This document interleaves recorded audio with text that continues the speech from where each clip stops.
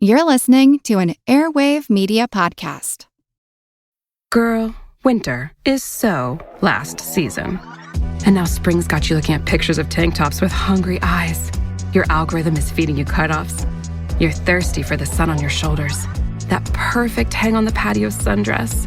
Those sandals you can wear all day and all night. And you've had enough of shopping from your couch.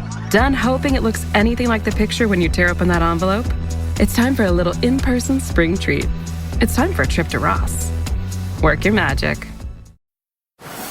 Ready to soundtrack your summer? With Red Bull Summer All Day Play, you choose a playlist that fits your summer vibe the best. Are you a festival fanatic, a deep end DJ, a road dog, or a trail mixer? Just add a song to your chosen playlist and put your summer on track. Red Bull Summer All Day Play. Red Bull gives you wings. Visit redbull.com/brightsummer ahead to learn more. See you this summer. This episode is brought to you by our Patreon members. Thank you so much. Join our Patreon for extra episodes, interviews, extra content, and to help support the podcast and help us continue to do the work we do. Go to patreon.com/ancienthistoryfangirl to learn more. All my work and all my money wasted! Give me my flowers. I do not wish to be a dictator. We don't say the D word, not here.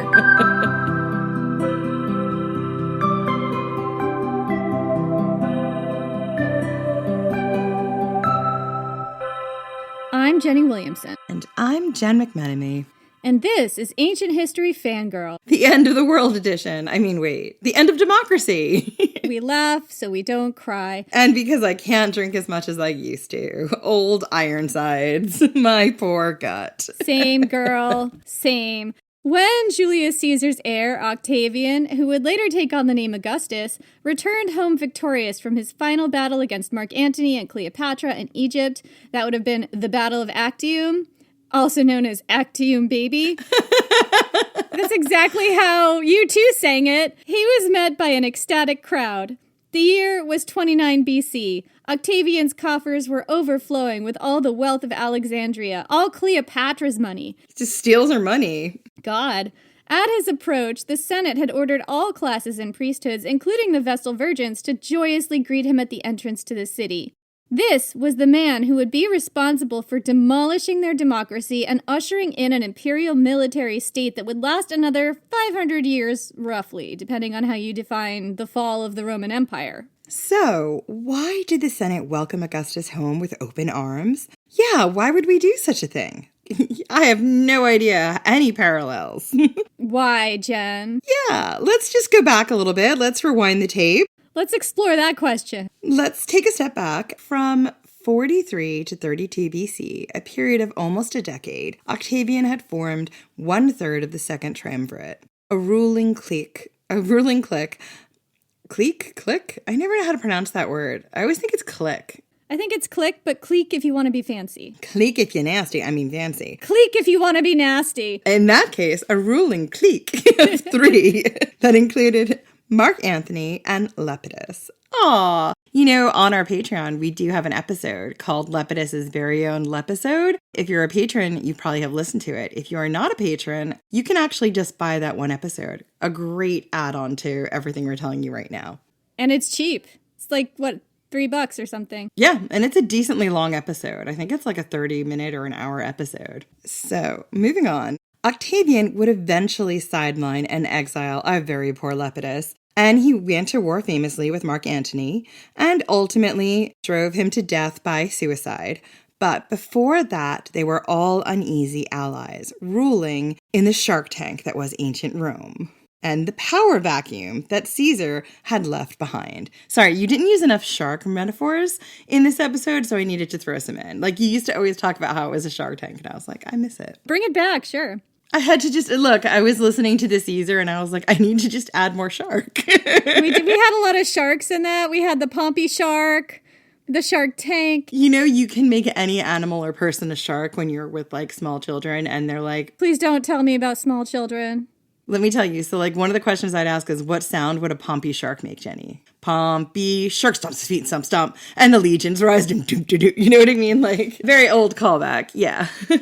I'm sorry. If I kept my kid in a daycare and I found somebody singing that song, I would die. I would fall over and die. I'd be like, you are teaching the kids right. Teaching them to stomp their feet and the legions rise up. It's one of those things where kids really at that age love that. So like you get tired of singing the same thing. So I want to like do like, oh, what does this animal sound like? What would a penguin walk like? You know, because I'm tired of it. Teach them to have totally unfounded confidence. That's a great idea. Look, I don't need to teach them at that age. They have unfounded confidence and absolutely no survival skills. Like I have never seen more daredevils. Anyhow, let's get through this third paragraph. No more children. Moving on. So, in 43 BC, the triumvirs enacted bloody proscriptions. Ostensibly, the reason was to root out anyone who might have conspired in the death of Julius Caesar the year before. But over the course of these violent months with violent delights, sorry, I love that, like, saying. With violent delights, it's true. Anyway, over the course of these violent months, the triumvirs engaged in lethal horse trading over each other's family members and allies who'd managed to piss off one of the others, until which side you were on when it came to Julius Caesar ceased to even matter. It didn't matter. It was all about who you could bribe and horse trade with for someone's life. Wow. Welcome to the Second Triumvirate, Jen. The violent delights of the Second Triumvirate. Welcome to the Trump administration. Now my Hamilton's in my brain. The Second Triumvirate. Anyway, over 2,000 people were swept up in the violence, murdered, dragged out of their homes and beheaded, and their estates and wealth confiscated. Famous people like Sextus Pompey the pirate. Sexy pirate Pompey. I'm here for it. He was Pompey's son, to be clear, and he was a pirate. And even Cicero met their end in these proscriptions. No one was safe. In fact, if you happened to side with the murderers of Caesar, the pro-democracy faction, the more prominent you were, the less safe you were. So, the Second Triumvirate fell apart. Yeah, and remember, Caesar was definitely not a fan of democracy. Like, I feel like there's a lot that people forget about Caesar. There's a lot of lionizing we see of Caesar and Augustus, and they were not friends to democracy. Anyhow, the Second Triumvirate fell apart by 32 BC when Rome devolved into civil war between Marc Antony and Octavian. During the civil war, the city of Rome emptied out, the population dropped dramatically, the value of real estate plummeted, and everyone was in crushing debt. The economy tanked. It's hard to say what exactly the lives of ordinary people were like on the ground, but it's likely there was hunger and inflation and gang violence and poverty in the streets of Rome as war raged in Macedonia and the Bay of Actium. Then, in 31 BC, Octavian won the Battle of Actium and drove Marc Antony and Cleopatra to suicide. Nothing stood in the way of him taking complete control of Rome. It took him roughly 2 years to get home, which gave the surviving senators plenty of time to figure out a game plan. They did not want to be seen as anything but wildly enthusiastic about Octavian's return. They knew what happened to dissenters. They'd survived the last proscriptions. But Octavian had seen what happened to men who made too obvious a grab for power. His great-uncle, Julius Caesar, after winning his own civil war in 45 BC, had reorganized the government and orchestrated a major power grab. His new self-appointed Senate had showered him with honors, which infuriated a ruling class who expected its leaders to be modest and avoid the trappings of kingship. So Caesar accumulated powers both petty and sweeping. He also established himself as dictator on a rolling permanent basis. And he'd gotten stabbed for it, because the Romans were a people who agreed on one thing, and that was no kings. No kings! No kings. Where have I heard that before? What other democracy that's 250 years old this year could only agree on one thing, which was no kings and no one having the power or trappings of a king? I will say that I don't think everyone in this democracy agrees with that. Moving on. So now, 15 years later, Octavian rolled into town and graciously refused most of these honors that the Senate had showered on Julius Caesar, and was eager, very, very eager, so eager to shower on him. Just falling all over themselves to shower him with honors. Oh, they wanted to give him that gilded golden shower and that golden shower toilet and butt sponge. They did. They wanted to give him the golden butt sponge, and he was like, absolutely not. No, this time, I've seen how this plays out. Absolutely no. Keep that thing away from me. He's like, I smell what you're cooking. I know what you're trying to do. You are going to make them think that I am a king and they will stab me in the dark, so no. And they're like, well, you'll think we aren't super enthusiastic about you, so you'll drag us out of our homes and behead us. Yeah, so like, how do we win? How do we win? Both sides here, as we've been painting this very grotesque golden butt sponge, are locked here in this battle to avoid another violent end, another lethal killing time. But how did the ordinary people feel about all this? The picture here is complicated. One answer that I've come across a lot is that the people weren't thrilled about Octavian ruling them, not as much as you might think, but they were thrilled about the decades of civil war finally coming to an end. At this point, they didn't care who ruled them or what kind of government they had, as long as they had stability. It's said that when Octavian entered the city, a man approached him with a raven on his arm that he'd trained to say, "Hail Caesar, Victor Imperator." Caesar was so impressed that he bought that raven for 5,000 denarii. But then he was approached by a second man, the bird trainer's partner, who was pissed that his friend hadn't shared the money with him. That man showed Octavian a second raven, trained to say, "Hail Antony, Victor Imperator."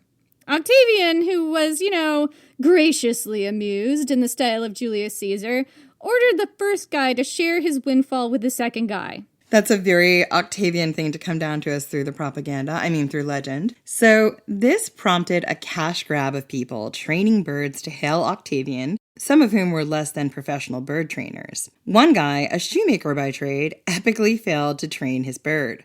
The bird refused to say, "Hail Caesar, Victor Imperator." What he did say was the phrase he heard the most from the trainer's lips. "All my work and all my money wasted." All my work and all my money wasted! Vastly amused, Octavian bought this bird for even more than the 5,000 denarii he'd originally spent.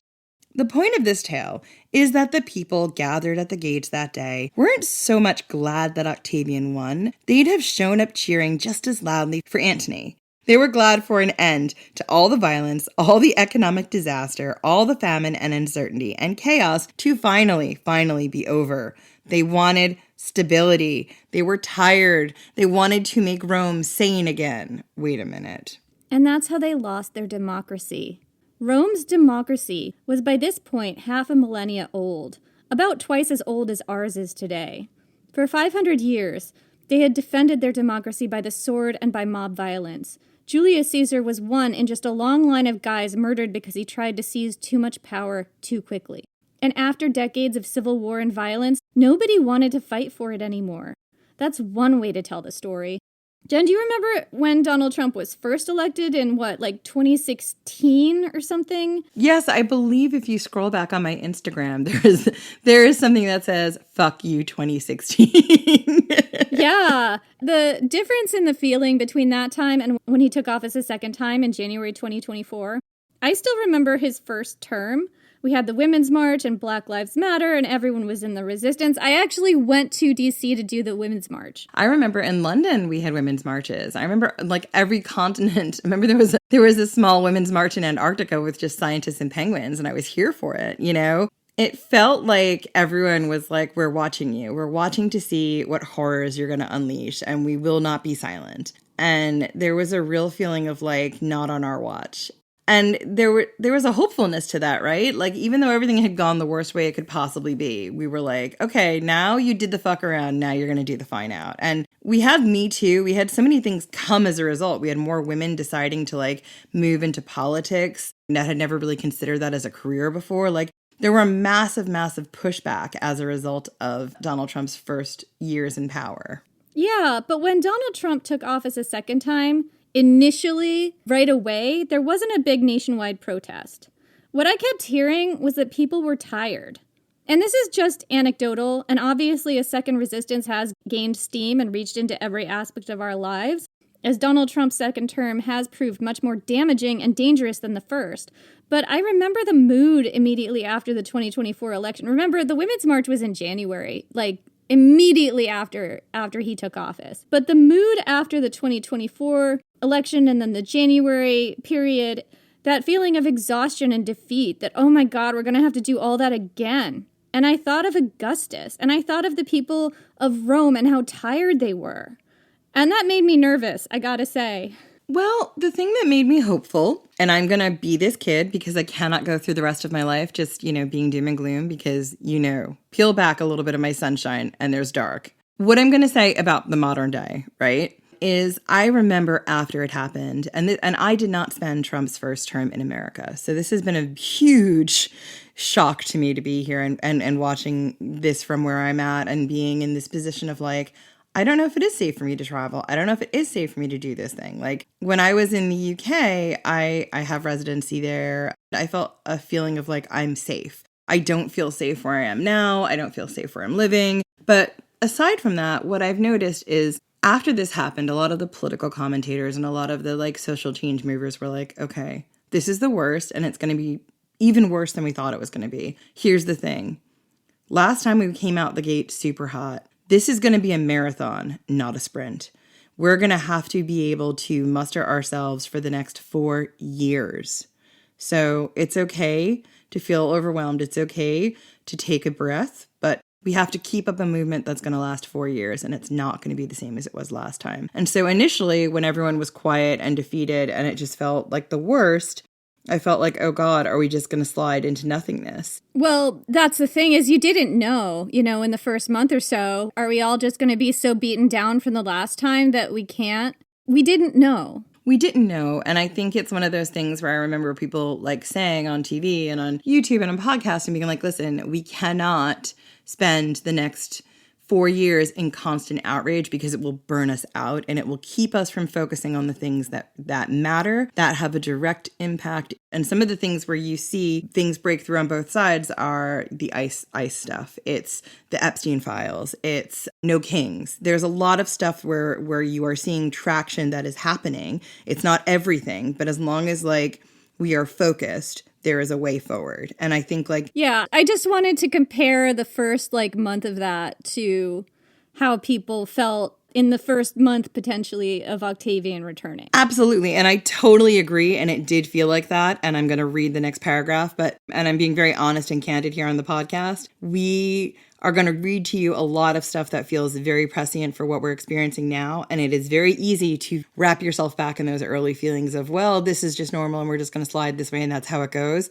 And I'm here to tell you it does not have to be that way. That feeling of tiredness is what they want you to feel. That's the point. They want us to be tired. I'm not saying don't take a breath, work with other people so you can all spell each other. And we're all doing that in every way we can, obviously. But like, just watch that feeling of tiredness. That's 100% what they want. That's how they get you. And that's the game. Anyway, so the tiredness, that exhaustion, that's not the whole story of how the people of Rome lost their democracy. It's just part of it. Because the loss of the Roman democracy didn't happen all at once. It happened gradually, a piece at a time. In a way, the Roman public were frogs in a pot as it came to a slow boil. It wasn't immediately clear, for instance, on the day Octavian returned to Rome, that he wasn't going to just give the government back to the people and reinstate the democratic powers that Julius Caesar had taken. He was telling the people he would. That was the story. That was the narrative, right? He didn't say, I'm going to be a dictator on day one. Oh, no. And only for a day, Only a dictator for a day, you guys. Yeah. In reality, Octavian not only kept power consolidated under himself, but he went farther than Julius Caesar ever had a chance of going. But he had to do it gradually. And he had to do it while leaving the trappings of democracy in place. That's how he could avoid getting stabbed, right? We didn't want them to get too stabby. By the end of it, the Roman people still had a senate. They even had elections. Octavian, Augustus by this point, could point to those things and say, see, Rome is still what it always was. It's still a democracy. This is how so many dictators take over democracies, by hollowing out those institutions, consolidating power under themselves, but keeping the reanimated corpse of democracy in place. There are still elections, but the elections are rigged. There is still a Senate, but it functions as a rubber stamp for whatever the dictator wants, not as the check on the leader's power that the founders intended. And when you look at our democracy, when you look at our gerrymandering and a Senate that doesn't have the courage to put a check on Donald Trump's power, how much of our democracy do we still have? Is America still a democracy? Is it really? For who? And when you look at the courts that have also been so structurally conditioned on so many different levels over the last decade to favor, Donald Trump's agenda, it's terrifying. It's terrifying because the courts are our third branch that's supposed to be able to check this kind of behavior. So you can lose all your democracy at once. You can also lose it gradually. You can lose it without realizing you've lost it. Maybe you wake up one day and realize the country you thought was a democracy hasn't been for a long time. Maybe it's more a democracy for some people than others, but maybe it's always been that way. Maybe. The US isn't ancient Rome. How we're losing our democracy won't be exactly how they lost theirs, but there are similarities and warning bells and lessons we can take from the democracies of the past and what happened to them. In this series of episodes, we're going to look at what happened to Rome's democracy and what we can learn from it.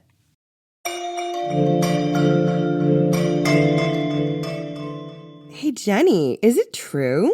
Your book has actually been out for a year now? That is, in fact, true, Jen.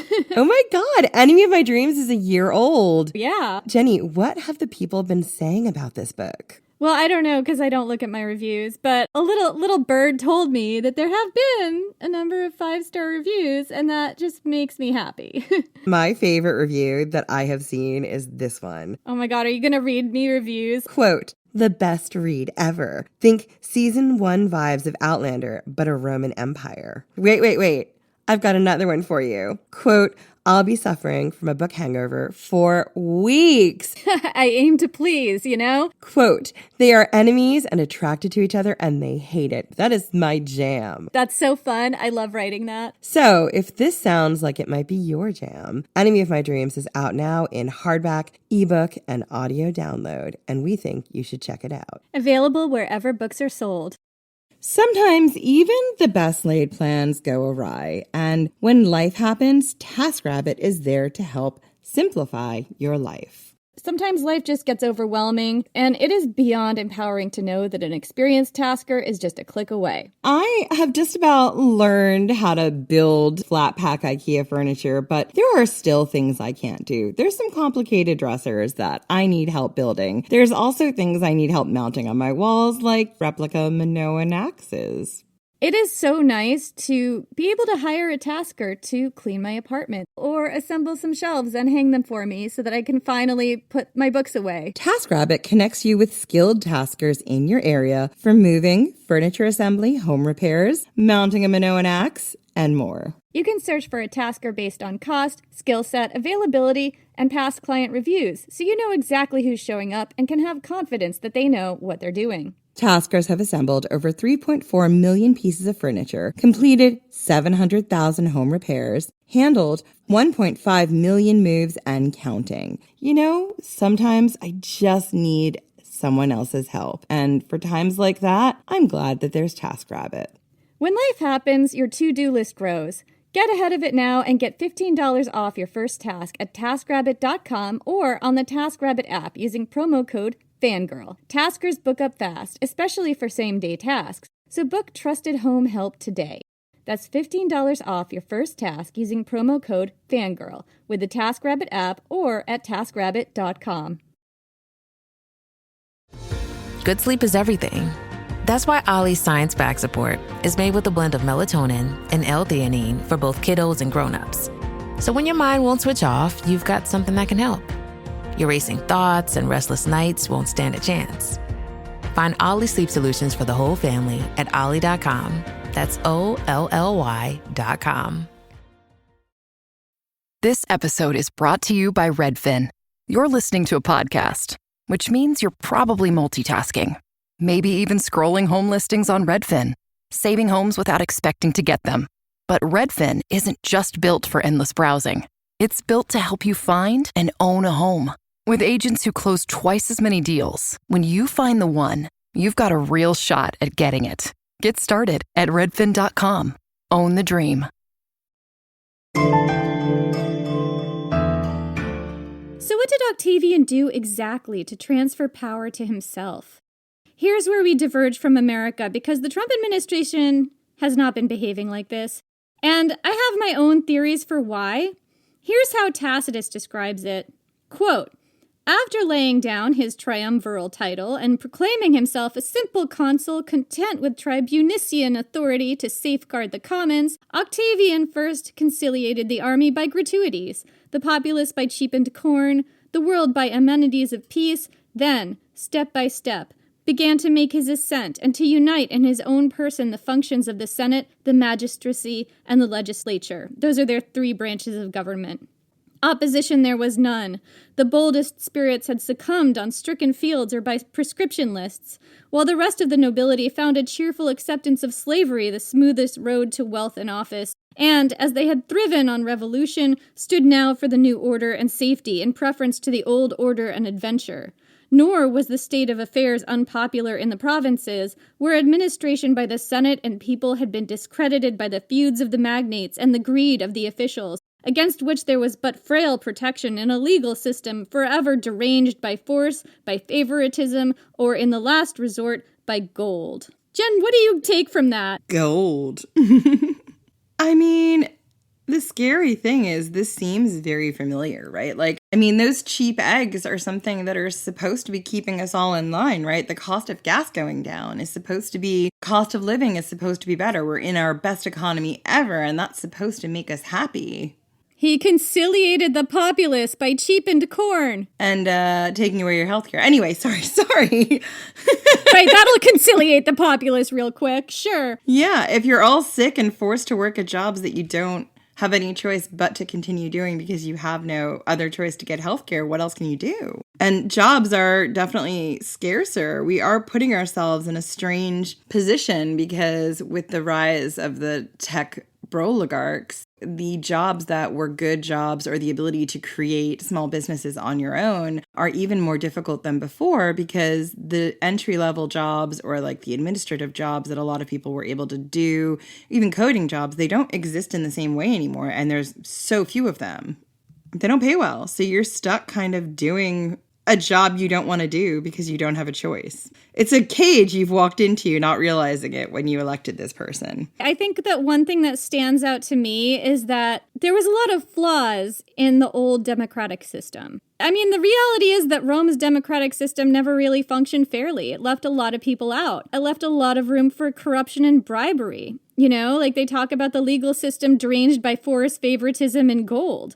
That's part of the story as to why the Roman public wasn't super keen on defending a system that hadn't always treated them well. And haven't we been hearing the same thing about our own system? That people voted for Trump because politics as usual were leaving a lot of people out? Yeah, I've heard it. I've experienced it, right? Like, we've all experienced it in some way where we feel like, well, I have a voice, but nobody's listening to that voice. And I mean, I remember when Roe versus Wade was overturned, it wasn't that long ago, and just feeling like, I have no autonomy. My bodily autonomy is the first to go, but what people don't understand, and this is the argument I've always had with others, is it's not just about a woman. It's about the government legislating what can and cannot happen to your body, regardless.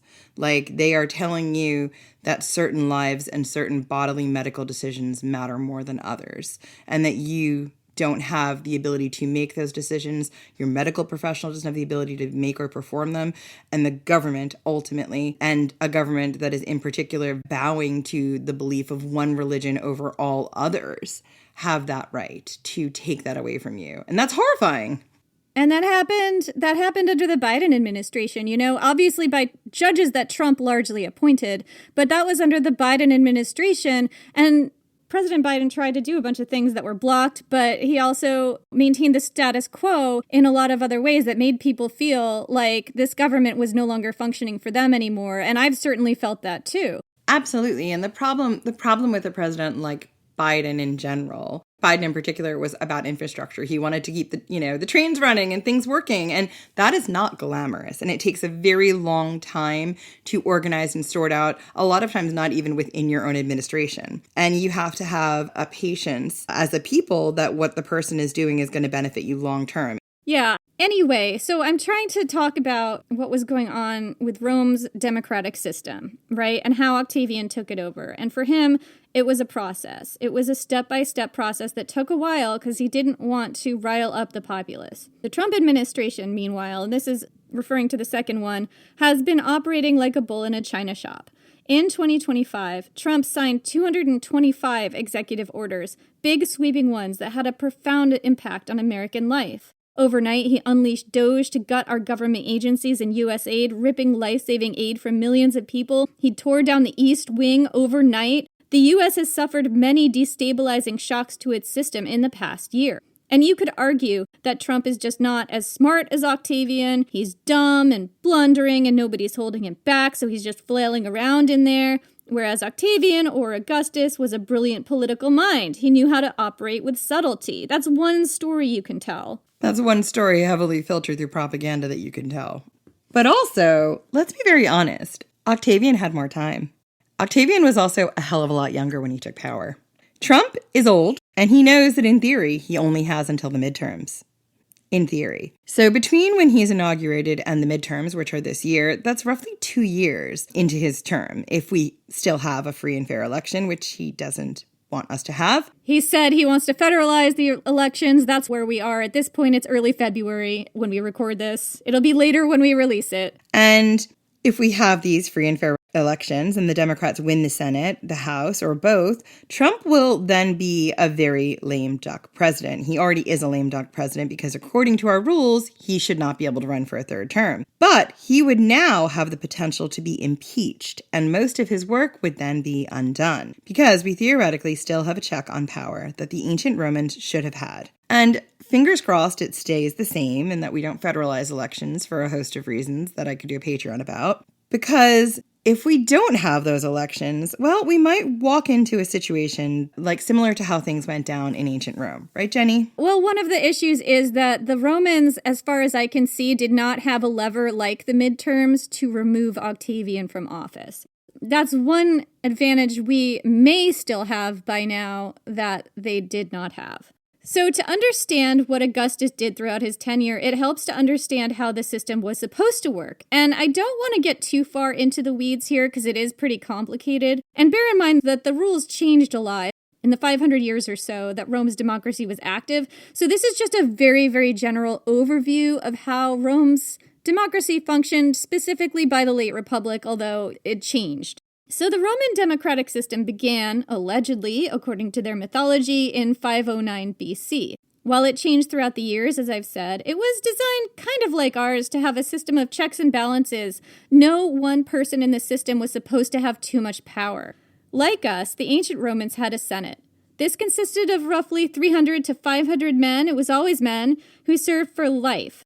At first, only patricians, the upper classes, were allowed to serve, but eventually the plebeians, or, the common people, were included, and the difference between patrician and plebeian kind of blurred and changed. The Senate controlled the treasury, they had power of the purse, they also controlled foreign policy and most administrative functions. They passed decrees, called senatus consulta, which were sort of like gentlemanly advice to the magistrate. They weren't laws per se, but they were usually obeyed because the Senate's real power was in its auctoritas. It was supposed to be made up of older, experienced men from well-established and respected families whose opinions you ought to listen to. The Senate in Rome was not elected. The Senate derived its power from its members' august and prestigious status, and a lot of their power over how public money was spent and how public buildings were managed, etc., had perhaps the most impact on ordinary residents' day-to-day life. Another branch of government, the magistrates, were elected positions. Magistrates had different scopes of authority and power depending on what type of magistrates you were. For instance, back in the monarchic period of Rome, prior to democracy, the king was the top magistrate.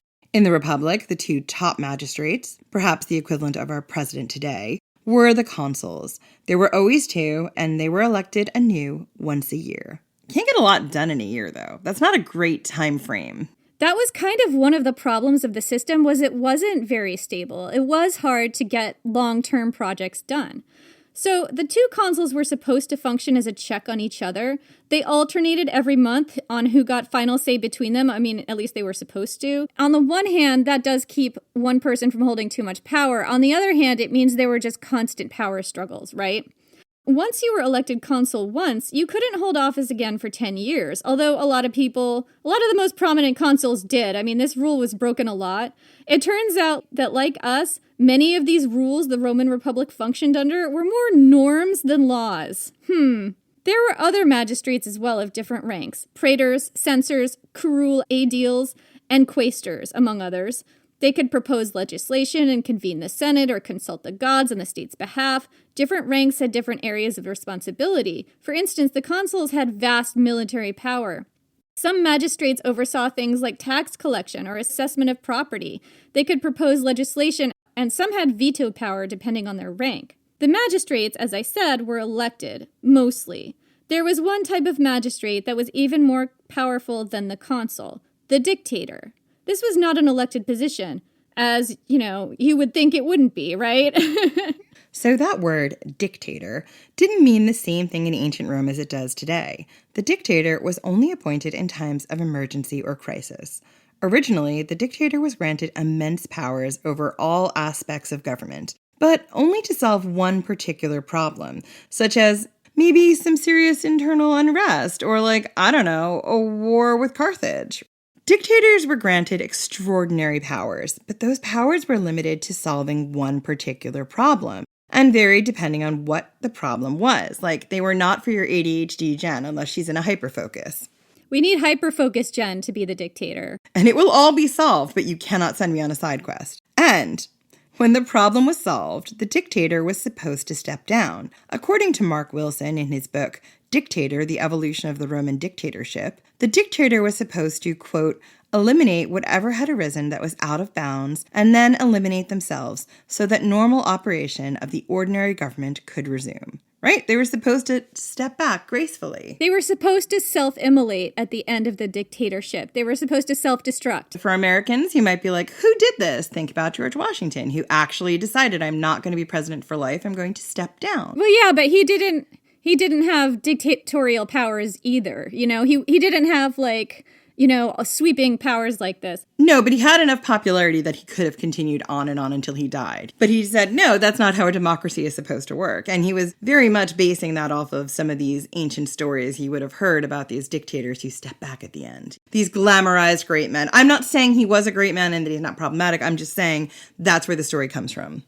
The George Washington mythos is built on old mythos from ancient Rome, from people like Cincinnatus, who was supposedly approached in the cornfield and people begged him to lead them. And he's like, oh, no, and that was very much part of the mythology. And that was really something that Augustus was playing into when he refused. He initially refused all the powers of the dictatorship. Oh, no. And then he had to be reluctantly coaxed into taking power. But we'll get there. He needed someone to just twist his arm and say, it's okay.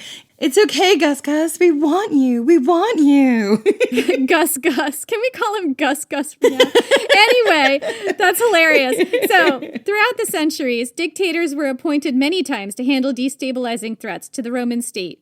For instance, during the Second Punic War from 218 to 203 BC, that was when Hannibal was rampaging around Italy with a whole bunch of war elephants, and a dictator was appointed to handle the disaster that was. Sulla appointed himself dictator in 82 BC in a situation that was a clear abuse of power. However, even Sulla, who was a feared tyrant, known for his own round of bloody and brutal proscriptions that pretty much traumatized everyone in Julius Caesar's generation, even he voluntarily relinquished the title, as dictators were supposed to do. The history of dictatorship in the Roman Republic is long and complicated, and I'm not going to get into all of it. There is one thing I want to draw our attention to here, that in times of instability, the Roman instinct was to turn to a dictator. So Julius Caesar became dictator several times, and ultimately refused to relinquish the role. That was the problem people had with Caesar. Not that he became dictator, but that he refused to step aside. The refusing to step aside was what went against the established norms, not the role of dictator in the first place. So while, yes, the Roman people were known to defend their democracy with murder, they would also turn to strongmen when the world got scary. Both reflexes were built into the very foundations of their republic. Of course they accepted a figure like Octavian after years of violent instability and civil war. Much of it caused by Octavian in those last couple years, right? They associated the rule of one man with peace, with problems solved, with mission accomplished banners. Wait for it. Instability serves dictators. There you go, kids. That is the lesson I want you to take from this episode. Notice how Donald Trump attempts to start wars abroad and at home. Notice how he attacks his own country in an attempt to justify imposing martial law, which would allow him to cancel elections. Notice how he does something destabilizing every time we pay too much attention to the Epstein files. In times of upheaval which he creates, he hopes Americans will find in themselves the same reflex to turn to a strong man. Yeah, but the man's got to be strong. I'm sorry, have we looked at this allegedly dementia-ridden madman? He's a very stable genius, Jen. Very stable. Listen, we don't have any money and he's very litigious, so. Good luck suing us. I don't know what you get out of that. I mean, I'm afraid of what they'll do if they don't sue us, so let's move on. I don't want to go to the warehouse concentration camps they're building. Let's move on.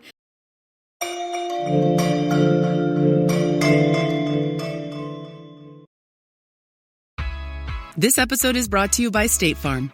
You know those friends who support your preference for podcasts over music on road trips? That's the energy State Farm brings to insurance. With over 19,000 local agents, they help you find the coverage that fits your needs, so you can spend less time worrying about insurance and more time enjoying the ride. Download the State Farm app or go online at statefarm.com. Like a good neighbor, State Farm is there.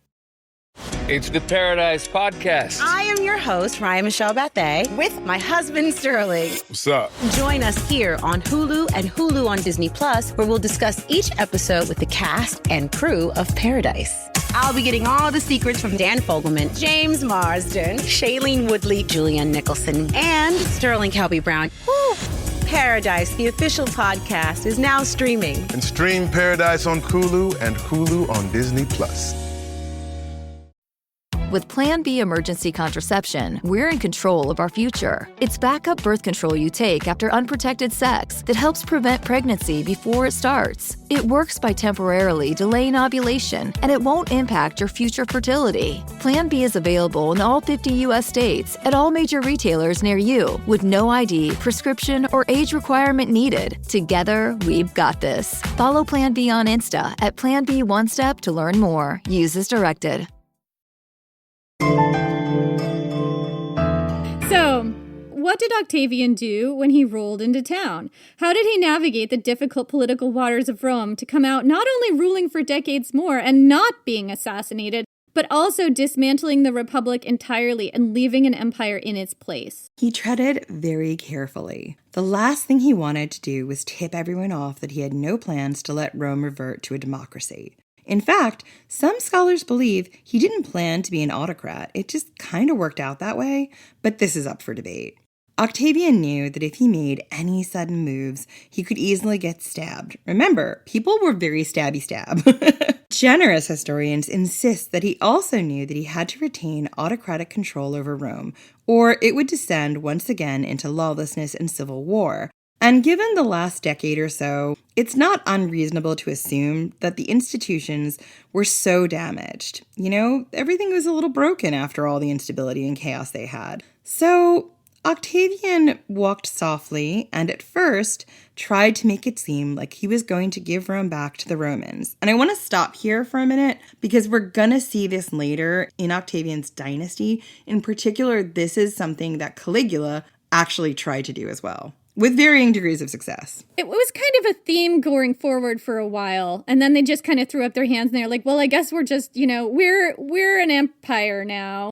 Octavian was already consul by 29 BC, by the time he rolled into town with all those people with their ravens and stuff. He'd been consul several times by now, and each time he'd broken the rules. The first time he became consul was in 43 BC, the year after Caesar's death, at the age of 19, and that's really young. The minimum age was supposed to be 43 or 42. It's like becoming president of the United States at 19. It's batshit.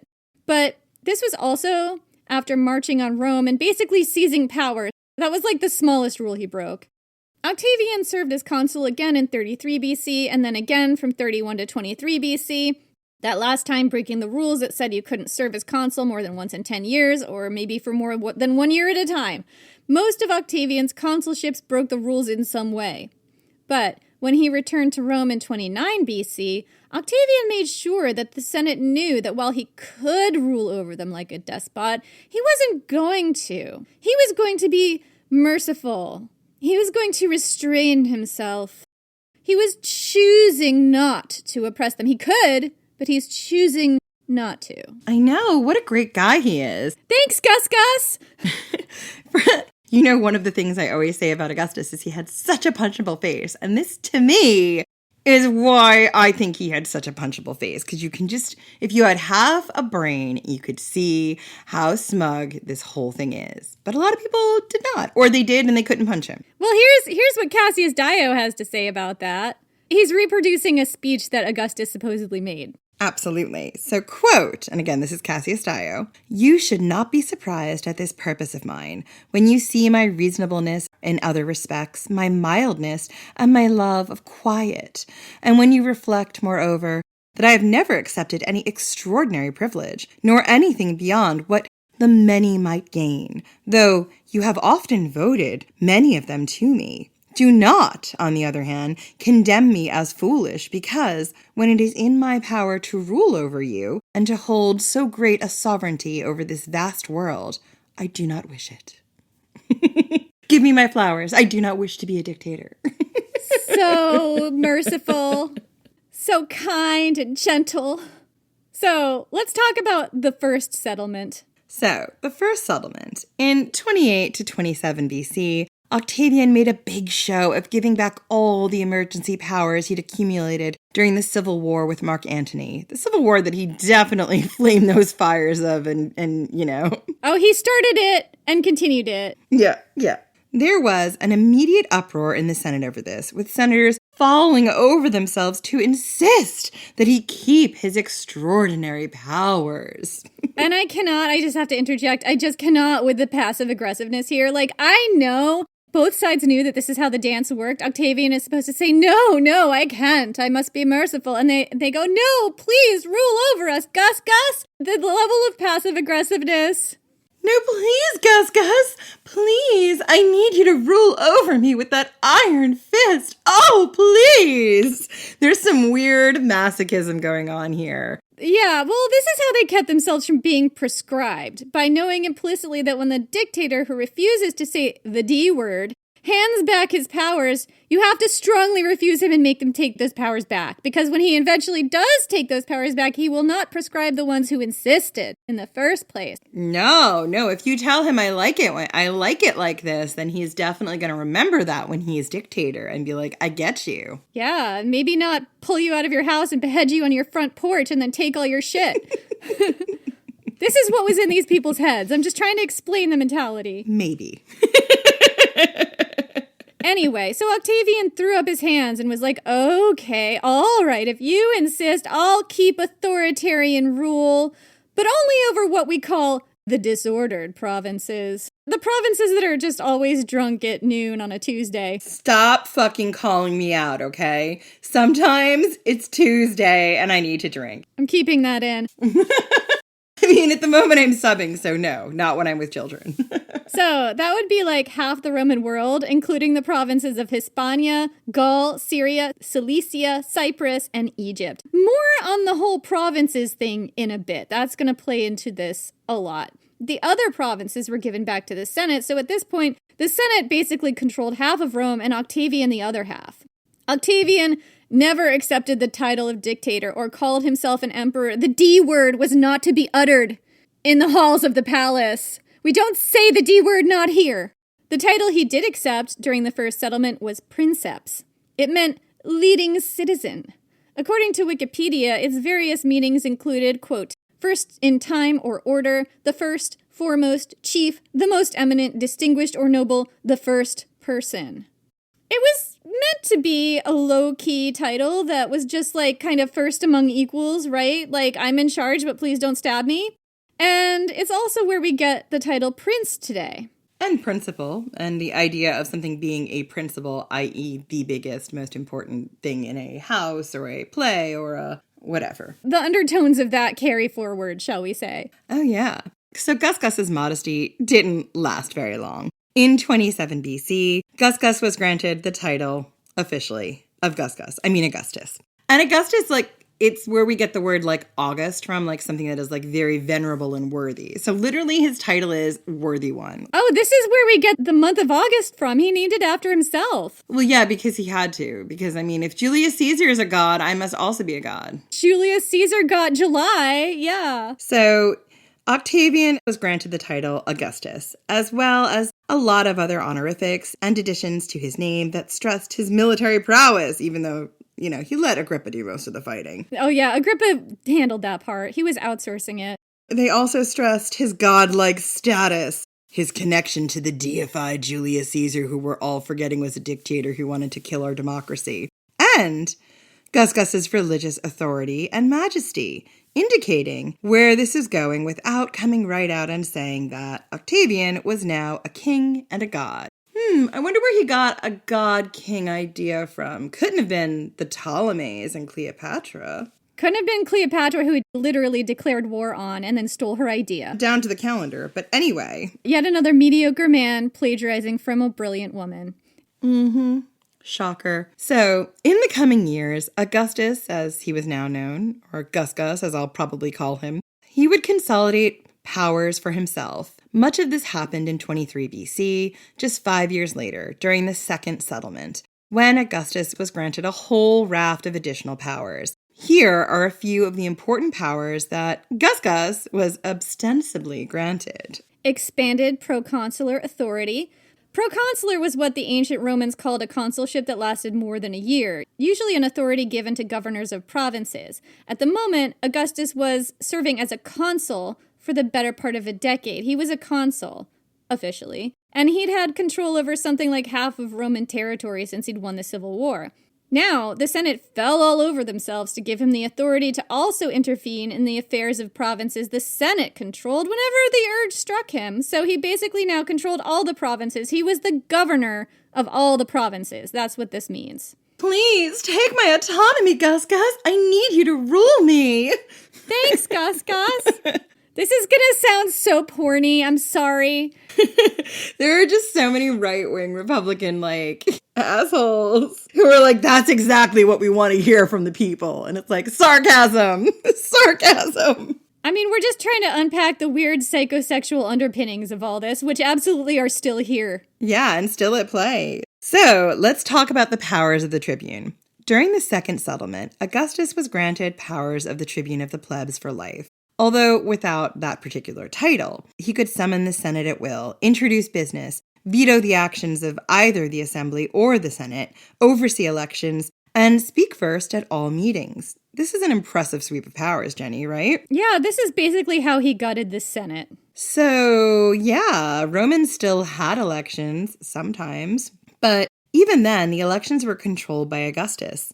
You'd better believe that they went the way he wanted. Does that sound like something to you that we've seen recently? It sounds like something Donald Trump is trying to do by federalizing our elections. Yes, Jen. And also his vetoes and his executive orders and... Augustus also had the power to veto the actions of the Assembly or the Senate, so, they basically couldn't do anything without his approval. He was just swinging around that veto hammer. I mean, look, Marc Antony did this in a different generation. You want to touch my veto hammer?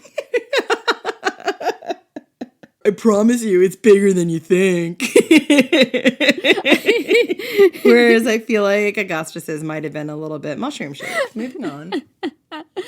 Anyway, so one of the other powers that Augustus got in the Second Settlement was powers of the censor. So the censor was a magisterial position that was supposed to be elected, although Augustus got those powers handed to him as part of his tribunal authority. He got the right to oversee public morals, make sure laws were in the public interest, whatever he deemed that to be, hold censuses, and hire and fire senators at will. Under him, the Senate underwent several purges and reappointments. He also had imperium over the city of Rome. In Rome, Augustus controlled all armed forces in the city, and we're obviously going to talk more about that in a little bit. Yeah, we're going to get to that. Imperium basically meant like power over the army. Oh, here's a fun one. All triumphs were now Augustus's triumphs. So triumphs, the big parade where you parade all your loot that you just took from somebody else through the city, that used to be thrown for successful generals. Now, Augustus was given credit for all military victories, and all triumphs were Augustus's triumphs. Only Augustus could throw a triumph for himself. Individual generals were not allowed to amass power and prestige themselves. This is very important. There were a few exceptions to this. For instance, Agrippa was awarded a triumph in 19 BC but refused to hold one. So, by this point, you may be noticing a theme. These were not powers that Augustus simply took. No. These were largely powers the Senate gave him. And you might be asking yourselves, why did the Senate just fall all over themselves to hand Gus these powers? Why? You might as well ask why the American Senate, at least the GOP in particular, but don't get me started on some of those Democrats, relinquish their own powers of checks and balances and refuse to put a check on Donald Trump when he declares wars unilaterally, which is 100% against the rules, bulldozes parts of the People's House, the White House, again against the rules, and guts entire government agencies whose budgets are supposed to be under the control of Congress and were doing the work of serving the poorest and most deserving people against the rules. Why are they just rolling over and allowing this, Jenny? Why are they rolling over and saying, oh, Gus, it's been too long. Please, veto hammer me, baby. Demolish my house. Gut my health. Historians argue about this, at least the Roman Senate part. I imagine they're going to argue about the American Senate part too. I would point to two things that contributed to Augustus's power, and this may be extremely relevant to our situation today as well. Those two things were money and military force. Let's take a look at the money first.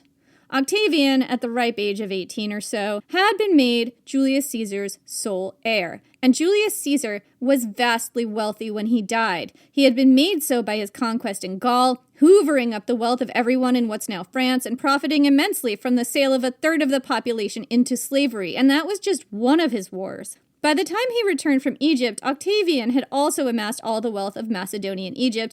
That would be all Cleopatra's money, and she had a lot of it. Another important thing Augustus did to consolidate his power was ensure that he kept full control over the province of Egypt. And this was a major source of his wealth. Egypt was the wealthiest Roman province outside of Italy. It also was a major source of grain. So Augustus controlled the grain stores. Feed your people or lose your throne. Common theme, folks. Augustus guarded Egypt so jealously that he forbid any senators from even traveling there without special permission. So Augustus was an extremely wealthy man who controlled not only vast wealth, but Rome's entire food source. Almost like he isolated them and made them dependent on him for whether or not they could get food. As Augustus returned to Rome and started to softly, quietly, shh, Daddy's not asking you to take out the whips and chains yet. As he started to very quietly rule in Rome, he made sure that the streams of wealth that should have flowed into Roman coffers flowed into his pockets instead. Wealth gaps occur in every society, but something happens when you have someone vastly, exponentially richer than even the richest of their peers. Having extraordinary wealth like that, the kind of wealth that could fund small countries or maybe large countries all amassed under one person, that's like a superpower. People like that aren't bound by the same laws as the rest of us. They can buy whole governments. They can fund entire armies. They can control countries and kingdoms even when they don't hold the title of king. Laws don't affect them the same way. They're like black holes, bending the laws of physics and countries around them. I think we can see this playing out today with Donald Trump, who was literally convicted of 34 felony counts and is not in jail and should not have been able to be president again. He is now, in fact, the leader of America. He was allowed to run and serve as president despite being a felon. There are many people who want words with him, me included. So accounts vary as to exactly how much wealth Donald Trump has accumulated since becoming president, between his crypto scams, investors pouring money into his various businesses, which he refused to divest from, which is against all rules and norms. The Trump Gold Card, which costs $1 million, directly feel like it's a Dr. Evil, $1 million. He's licensed his name to everything from Bibles to guitars to his cheap-ass watches that cost a fortune and everyone complains about, to perfume. Imagine wanting to smell like Donald Trump. Ew. He wants to smell like a grease fire between McDonald's, KFC, and I don't know. Or whatever winds up in his adult diaper during press conferences. Ew. God. He also accepted a gold-plated plane from Qatar, from a foreign country, filled with spyware, probably, and more. And don't even get us started on his presidential library. And to find out more about how that works, we'll link to, there's a really great Last Week Tonight episode about presidential libraries that talk about that whole shell game. We'll put a link in the show notes. In terms of people completely being not bound by the same laws as the rest of us if they're extremely wealthy, look at Jeffrey Epstein, kind of same deal, right? Look at what he got away with for decades. I think the one thing about Jeffrey Epstein that we have to decouple the money from, because yes, he was extremely wealthy. He was an extremely talented blackmailer, and I think probably working for different countries in order to blackmail very wealthy people. So I think, yes, the wealth is obscene, but I also think that that's also how we managed to get away for so long. Sure. Anyway, in the U.S., presidents are supposed to put their assets in a blind trust to avoid conflicts of interest. Trump didn't do that in either his first or second term. He has shamelessly profited off the presidency both times, which has enabled him to, among other things, constantly engage in lawfare and hire endless lawyers to ensure he's never held accountable for anything he does. Hell, he's suing his own IRS for $10 billion for releasing his tax returns, which all presidents are supposed to just do as a norm. And look at what's happening in Venezuela. Donald Trump kidnapped Venezuelan President Nicolas Maduro and then claimed his plan was to have U.S. companies develop the oil there. Now, you can certainly claim that this entire move by Trump was illegal and constituted a war crime, which I'm 100% not arguing with. I agree with it. But aside from that, U.S. presidents can't just go around, kidnap other countries' presidents, and steal their natural resources, and then profit off the spoils. And so Donald Trump has said this about where all the money will go from Venezuela. Quote, "This oil will be sold at its market price, and that money will be controlled by me, as President of the United States of America, to ensure it is used to the benefit of the people of Venezuela and the United States." And just a reminder, this is the dude who briefly had his Wikipedia changed to the acting president of Venezuela, as well as the president of the United States. Just saying. He declared himself president of another foreign country while president of this country. And he's basically just pocketing any revenue that comes from stealing Venezuela's resources or including extortion from other countries, just putting that in his own bank account. And as to whether it will actually go to benefit anyone other than Trump himself, there's no way to guarantee that beyond a trust me, bro. Yeah, as Trump has said, the only check on his incredible power is his own morals. And I just want you to sit with that for a minute.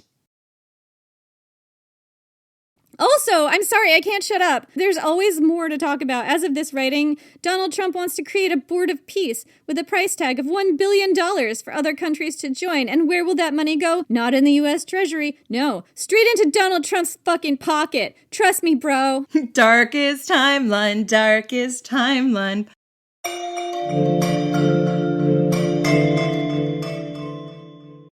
I get so many headaches every month. It could be chronic migraine, 15 or more headache days a month, each lasting 4 hours or more. Botox, onabotulinum toxin A, prevents headaches in adults with chronic migraine. It's not for those who have 14 or fewer headache days a month. Prescription Botox is injected by your doctor. Effects of Botox may spread hours to weeks after injection, causing serious symptoms. Alert your doctor right away, as difficulty swallowing, speaking, breathing, eye problems, or muscle weakness can be signs of a life-threatening condition. Patients with these conditions before injection are at highest risk. Side effects may include allergic reactions, neck and injection site pain, fatigue, and headache. Allergic reactions can include rash, welts, asthma symptoms, and dizziness. Don't receive Botox if there's a skin infection. Tell your doctor your medical history, muscle or nerve conditions, including ALS, Lou Gehrig's disease, myasthenia gravis or Lambert-Eaton syndrome, and medications, including botulinum toxins, as these may increase the risk of serious side effects. Why wait? Ask your doctor. Visit BotoxChronicMigraine.com or call 1-800-44-BOTOX to learn more. Now at McDonald's, a McDouble is $2.50, so you can get your gym gains on, or just get lunch for only $2.50. Get more value on the under $3 menu. Limited time only. Prices and participation may vary. Prices may be higher for delivery. Ba-da-ba-ba-ba. Is there a baby in your life who's about to start solid foods? This can be such a confusing and stressful time. As a mom of 7, I really struggled with spoon feeding my oldest baby. But once I realized that babies can safely feed themselves real, wholesome foods using the principles of baby-led weaning, feeding the rest of my babies became an actually enjoyable experience instead of something that I used to dread. Hi, I'm Katie Ferraro, college nutrition professor and dietitian specializing in baby-led weaning, and I host the Baby-Led Weaning Made Easy podcast. Each week, we cover evidence-based, safe infant feeding practices for parents and caregivers of babies who are 6 to 12 months of age. So, if you're confused by all the conflicting info you hear about starting solid foods, or you want easy, actionable tips on how to safely prep food for your baby or introduce allergenic foods or figure out when to drop a milk feed, we cover all that and more, plus interviews with the world's leading feeding experts in 2 new episodes each week. Search Baby-Led Weaning wherever you listen to podcasts, and happy feeding.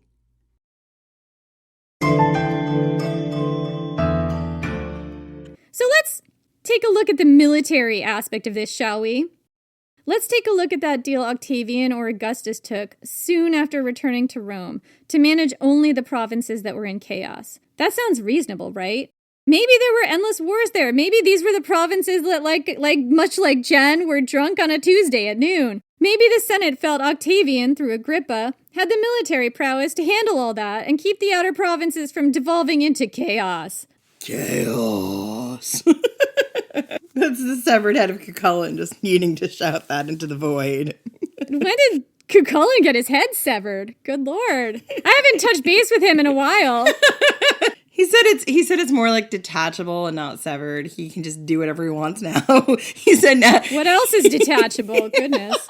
Okay, I'm moving on. We invited neither of those guys into this episode. I'm not saying they won't come back later. Anyhow. Well, he is your affianced, so I have no control over this. So anyway, I'm trying to just get through this 2-line paragraph. I mean, sure, but here's the thing. Those provinces, Augustus is trying to keep from devolving into the level of chaos that our podcast devolves into after we haven't done it for a while. It's trying to stop this whole situation. Just imagine Cucullin's little castle, and you and him are happily married, and he's got those little severed heads in the little crevices. We're just trying to move all these on. Severed heads of his enemies, and maybe some other people are all there, lit from underneath by these little votives.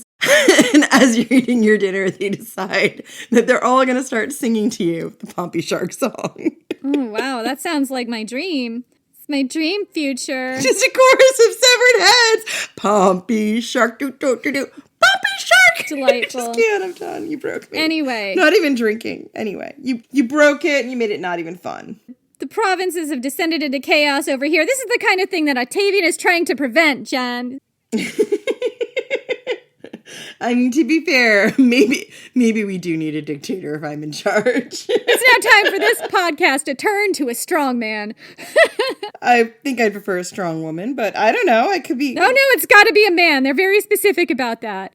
So anyway, I mean, sure, right. The provinces are in chaos, much like ancient history fangirl on any given day. Obviously, somebody needs to come in and restore order there. But here's the thing. Those provinces were where all the legions were stationed. That move ensured that Octavian and no one else controlled all the legions. This is when he controlled only half the provinces. He happened to coincidentally control the half of the provinces where the legions were. Eventually, he just controlled all of them, but before that, he controlled the whole army in half of them. Previously, the Republic was periodically ripped asunder by Roman warlords who built up their own private armies to wreak havoc, dragging their armies past all the ritual barriers that Roman armies theoretically weren't allowed to cross. Sulla was one of these guys. Friend of the pod, haunter of our pod, Julius Caesar was another. The typical move was to go and serve as governor in an outer province where you controlled the army and build that army up until it was too powerful for the rest of the Senate to fight off easily. And, you had to be good at camaraderie and getting these people to believe what you were doing was a good idea, right? And this is what led to civil wars and stabby stabs. This is also all tied into the money because it was Crassus who said you're not really wealthy until you can fund your own army. And some of these governors got fabulously wealthy by extorting their own provinces. So it all kind of ties into itself. It's a snake eating its own tail. Now, Augustus controlled all the legions and all the outer provinces. He was like one of those governors on steroids. And during the Second Settlement, he was granted oversight over the provinces ostensibly controlled by the Senate as well, and imperium over the city of Rome, a power which wound up extending throughout the peninsula of Italy.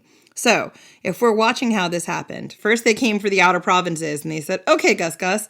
Then they came for the city of Rome. Okay, Gus. Now the peninsula. One thing Augustus did, which we talked about in one of our very first episodes on the podcast, was formally establish the Praetorian Guard, a private army made up of loyal bodyguards who had served Julius Caesar and then Marc Antony. He'd inherited parts of this army from Caesar and gained some of it by winning that war with Marc Antony.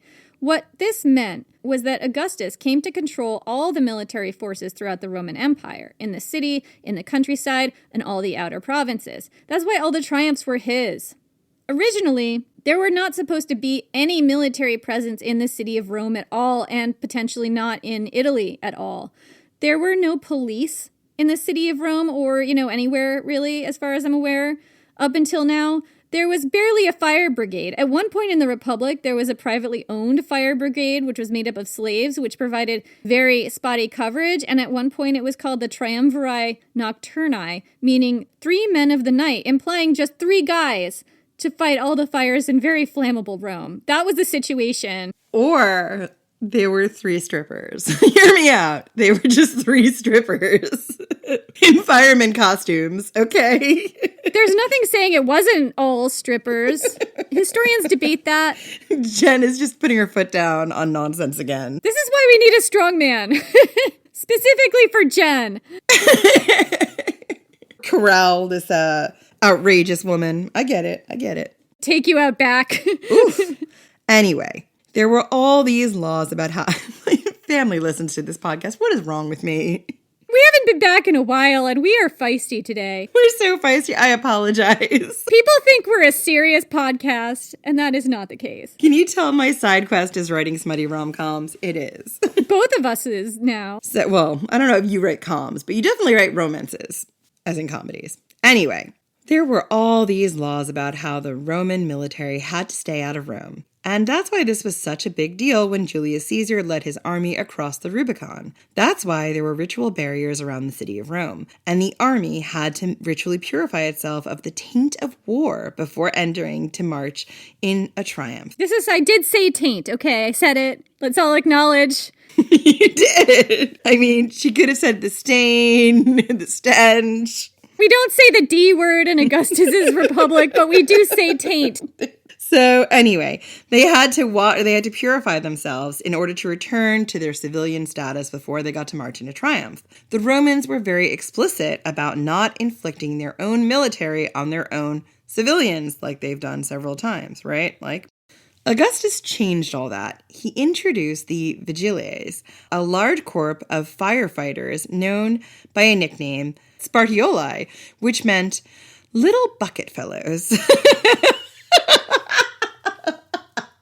I'm making a calendar of these little bucket fellows. That is absolutely like a stripper gang. That is what that is. It is a minuscule stripper gang of short men. These are my short kings who are doing the Lord's work of putting out fires. Now stop. And suspenders and banana hammocks and nothing else. That's what and a helmet and a bucket. That was the uniform.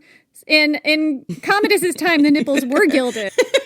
In Caligula's time, they were gilded. Only after his fever. In Nero's time, they were pierced. Oh, yeah, and gilded. So, Gus also introduced the Praetorian Guard, who not only acted as his bodyguards, but also acted as riot control in the city. Have we ever seen that before?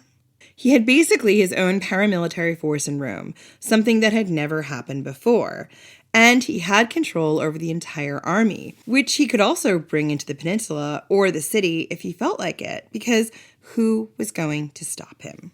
I remember at the very beginning of Donald Trump's second term, I was doom scrolling and spiraling, as most of us were here, and I came across a discussion on an online forum, somewhere it's probably Reddit, someone from another autocratic country, and I apologize, I don't remember which one, it's just been so much, it's been a million years since that time, was telling people in the US what to look out for as our country descended into chaos, and I clearly remember that they said, watch what happens with the military, because if Donald Trump doesn't directly control the military, you're probably still okay. That's what they said. The U.S. military is supposed to be loyal to the country and not the president. They take oaths to defend the country against enemies both foreign and domestic, which you would think includes people trying to dismantle democracy itself. The oath they swear is to the Constitution.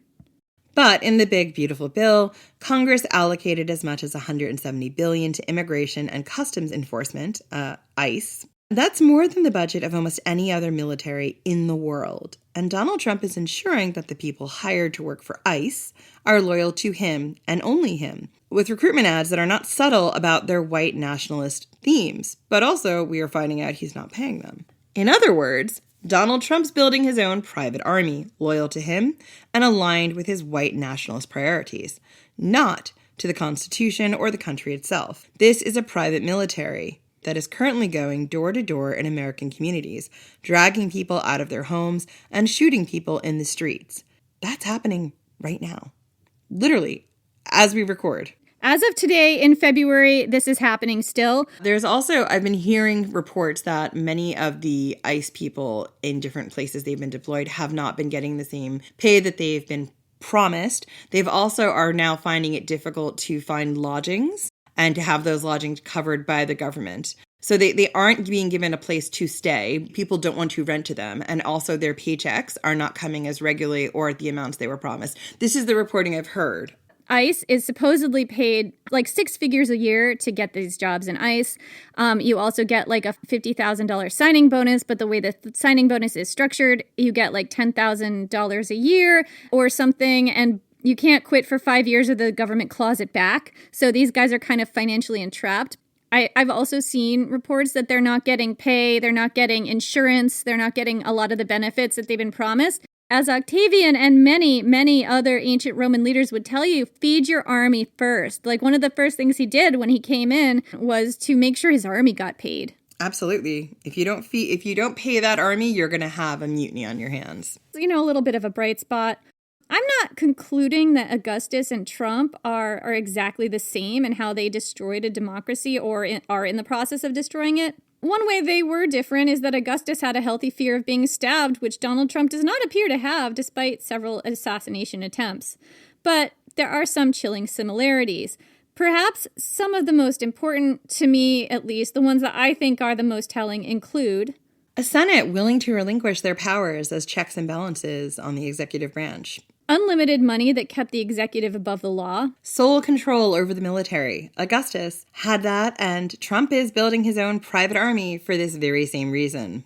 So this episode doesn't cover everything about Augustus's rule that resembles what's happening in this country today. It is supposed to function as a very general overview, and then we're going to do a deep dive into some specific things. In the next few episodes, we'll take a closer look at some aspects of Augustus's rule that made us stop and go, holy shit, what the fuck? Oh my god! Look at that! Anyway, get excited. Yeah, this is my excitement. I can tell how excited Jen is. Yeah, it's a marathon, not a sprint, but this is all important stuff that we have observed, and we know that there is a discourse and there's a narrative and there's stuff that's going on that we want our listeners to be able to talk about and understand and draw their own conclusions, particularly when you have a lot of people trying to distort a narrative and make you believe things that you're seeing with your eyes aren't true. They are true. They are happening. They have happened before. And together we will get through this because we don't have a choice. So that's where I'm coming from. And that's it for this week on the podcast. Join us in 2 weeks for whatever we're talking about next. We're not sure. We've got some great guests. We've got a lot more history going on during Augustus's time and just after Augustus's time. So you'll find out more. I'll probably put graphics up monthly telling you what's going to be on the podcast just to help everyone out. And that leads us to the next thing. You can find us on Instagram at Ancient History Fangirl. You can find us at ancienthistoryfangirl.com. And please, if you're able to, join our Patreon. Patreon.com/Ancient History Fangirl. We've said this many times. It's going to sound like we have a lot of people to thank, and we do, and we're grateful, but that's because we haven't had a new episode in a while. Chuck us a couple bucks over on Patreon. You can either do it as a monthly subscriber, or you can buy one-off episodes of things that are your fancy, or you can give us some money on Ko-Fi. So, all that aside, you can find us at patreon.com/Ancient History Fangirl, and let's thank some patrons, Jenny. Absolutely. Apologies to anyone whose name we mispronounce. Hopefully we do fine. Thank you so much to Rachel Horn. To Rachel F. A.L., just A.L. Carla Giminti. Garnet, just Garnet. C, just C. Urban Vole. Jen Chin. Josie Mars. Max Bowerman. Patrick Laprade. Molly S. Captain Ducky. Brandon Polakowski Wheeler. Viv Keach. Angela, just Angela. My Tia Marie. Dakota M. And Mary Catherine Morris. Thank you all so much. You are the reason we are able to keep producing this show.